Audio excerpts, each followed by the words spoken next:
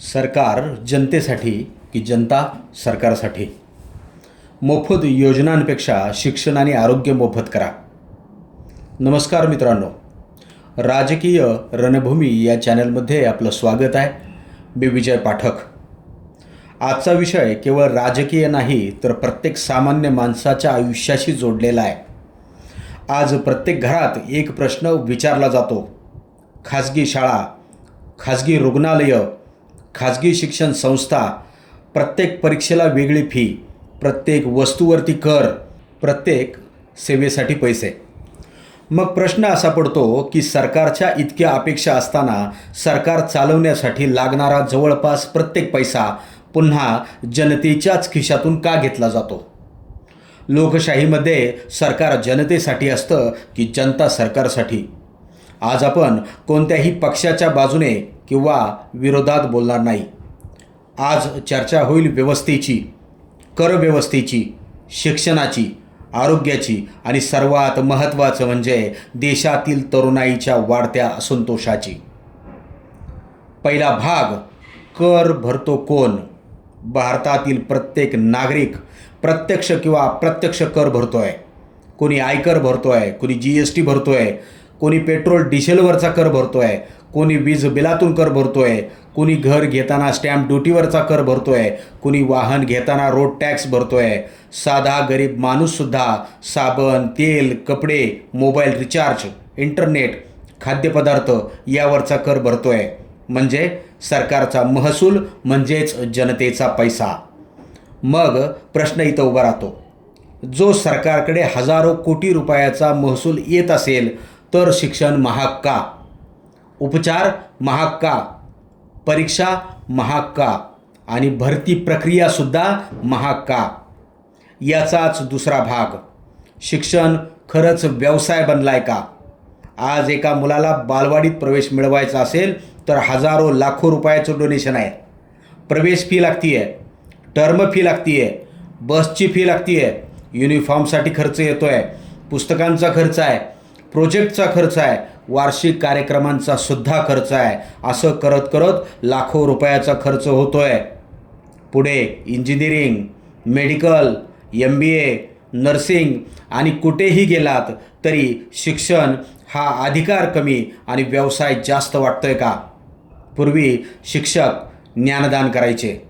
आज अनेक ठिकाणी शिक्षण हा उद्योग बनल्याची टीका आपल्याला करताना दिसून येते.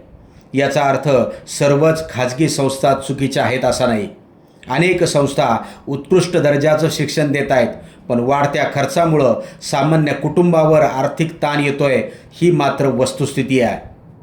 तिसरा महत्त्वाचा भाग, प्रत्येकाला परीक्षा फी.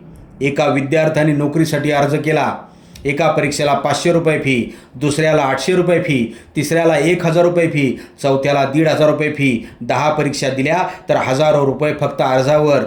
यात प्रवास, राहण्याचा खर्च, जेवण वेगळं. मग जर परीक्षा रद्द झाली, पेपर फुटी झाली, भरती रद्द झाली तर सर्वात मोठं नुकसान कुणाचं? त्या विद्यार्थ्याचं, त्या पालकाचं. चौथा महत्त्वाचा भाग, आरोग्य म्हणजे आर्थिक संकट. एखादा माणूस आजारी पडतो, पहिल्याच दिवशी टेस्ट, नंतर स्कॅन, नंतर ICU, नंतर औषधं आणि काही दिवसातच लाखोंचं बिल. सर्व खाजगी रुग्णालये एकसारखी नसतातच. अनेक ठिकाणी उत्कृष्ट सेवा देखील मिळते आणि गंभीर प्रकरणांमध्ये त्याची भूमिका महत्त्वाची असते. मात्र उपचारांचा वाढता खर्च अनेक कुटुंबासाठी मोठं आर्थिक आव्हान ठरताना दिसलाय. गरीब माणूस आजारापेक्षा आता बिलाला जास्त घाबरायला लागला आहे. ही परिस्थिती बदलायला नको का? पाचवा सुद्धा एक भाग महत्त्वाचा आहे, मोफत योजना की मूलभूत सुविधा. आज सरकार विविध कल्याणकारी योजना राबवते, पण काही योजनांमुळे अनेक गरजू नागरिकांना खरोखर मदतही मिळते. पण समाजात एक प्रश्न वारंवार विचारला जातोय, जर संसाधने मर्यादित असतील तर प्राधान्यक्रम काय असावा? मोफत वस्तू की मोफत दर्जेदार शिक्षण, मोफत उपचार, मोफत औषधं, चांगल्या सरकारी शाळा, आधुनिक सरकारी रुग्णालयं हा धोरणात्मक आणि लोकशाहीतील चर्चेचा विषय आहे. वेगवेगळ्या मतांना इथे जागा आहे. 6वा भाग, तरुणाई नाराज आहे का? आजचा युवक अभ्यास करतोय, स्पर्धा परीक्षा देतोय, वर्षानुवर्ष तयारी करतोय, पण पेपर फुटी, भरती रद्द, विलंब, बेरोजगारी, महागाई आणि त्याच्या मनातलं नैराश्य वाढतंय. जेव्हा कष्टाचं फळ वेळेवर मिळत नाही ना, तेव्हा निराशा वाढू शकते. 7वा भाग, शेतकरी आणि तरुण यांच्यामधील समान वेदना या ठिकाणी दिसून येत आहेत. शेतकरी पावसाची वाट पाहतोय, तरुण निकालाची वाट पाहतोय. शेतकरी कर्ज फेडण्याची वाट बघतोय, तरुण शिक्षणाचं कर्ज फेडतोय. शेतकरी बाजार भावावरती अवलंबून आहे, तरुण नोकरीवरती अवलंबून आहे. दोघांच्या आयुष्यात अनिश्चितताच आहे आणि ही वेदना समजून घेणं ही समाजाची आणि शासन दोघांची जबाबदारी नाही का? 8वा भाग, सरकारकडनं नेमक्या अपेक्षा काय?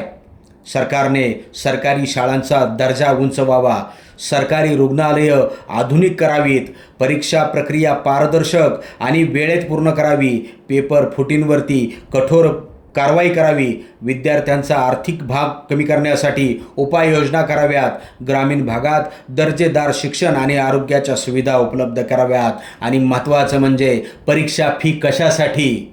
9वा भाग, नागरिकांची ही जबाबदारी. फक्त सरकारवर टीका करून चालणार नाही. नागरिकांनो, कर प्रामाणिकपणे भरणं आवश्यक आहे.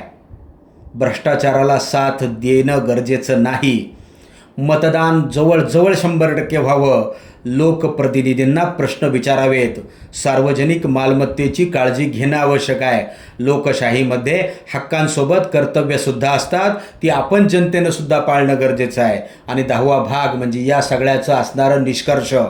आज देशाला मोफत आश्वासनांपेक्षा मजबूत व्यवस्था हवी आहे. अशी व्यवस्था जिथे गरिबाचा मुलगा गुणवत्तापूर्वक शिक्षण घेऊ शकेल, जिथे आजारपण म्हणजे कुटुंब आर्थिकदृष्ट्या उद्ध्वस्त होणं ठरणार नाही, जिथं विद्यार्थ्यांना वारंवार परीक्षा शुल्क आणि अनिश्चिततेचा सामना करावा लागणार नाही आणि जिथे शेतकरी, कामगार, विद्यार्थी आणि मध्यमवर्गीय यांना त्यांच्या कष्टाचा योग्य सन्मान मिळेल. काळजी घ्या मायबाप सरकार. आजची तरुणाई नाराज आहे. शेतकऱ्यांच्या वेदना आपण वर्षानुवर्ष पाहिल्यात. तरुणांमध्येही वाढत चाललेली निराशा, आर्थिक ताण आणि भविष्याबद्दलची अनिश्चितता गंभीरपणे घेण्याची गरज आहे. मानसिक आरोग्य, रोजगाराच्या संधी, पारदर्शक परीक्षा आणि परवडणारे शिक्षण, आरोग्य यावर तातडीनं लक्ष देणं आवश्यक आहे. कारण राष्ट्राची खरी ताकद मोफत वस्तूंमध्ये नसते, ती सुशिक्षित, निरोगी, आत्मविश्वासी आणि संधी मिळालेल्याच नागरिकांमध्ये असते. शिक्षण हा खर्च नसून गुंतवणूक आहे. ही राज्याने, केंद्राने गुंतवणूक विद्यार्थ्यांसाठी निश्चितच करावी. आरोग्य ही सुविधा नसून मूलभूत गरज आहे आणि तरुणाई ही समस्या नसून देशाची सर्वात मोठी शक्ती आहे. हा जर विषय महत्त्वाचा वाटत असेल तर आपल्या प्रतिक्रिया नक्कीच कळवा आणि या अशाच प्रकारच्या विधायक चर्चांमध्ये आपण सामील होत जा. धन्यवाद.